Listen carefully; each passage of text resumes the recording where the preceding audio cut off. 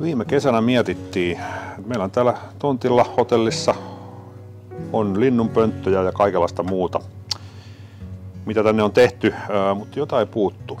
Hyönteishotellit.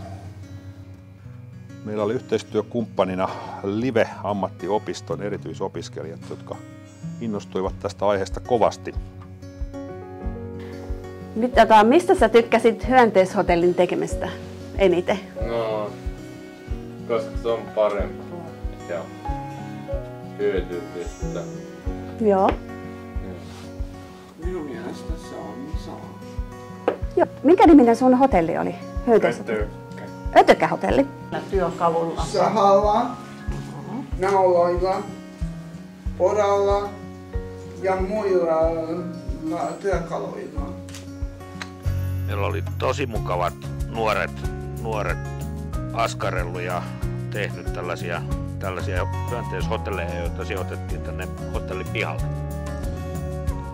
Ja aika mahtava oli se tilanne, kun me niitä tonne ripusteltiin ja haettiin niille sopivia paikkoja. Oli nuoret aika innoissaan kyllä niitä hakemassa. Siellä on tosiaan, kun siellä on vähän erilaisilla täytteillä, erilaisilla muotoilulla noita, ja nehän nimettiinkin vielä vähän niin kuin osa hyönteisten mukaan ja osa varmaan oli jo muunkin mukaan.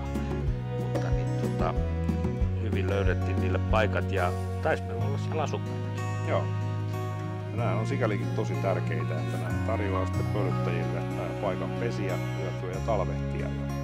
Tämä on loistava tapa torjua aika pienellä vaivalla luontokatoa ja edistää luonnon monimuotoisuutta. Mutta sitten tosiaan niin tälle tulee vielä jatkoa, eli samat opiskelijat tekee meille sitten linnunpönttöjä ensi kesänä.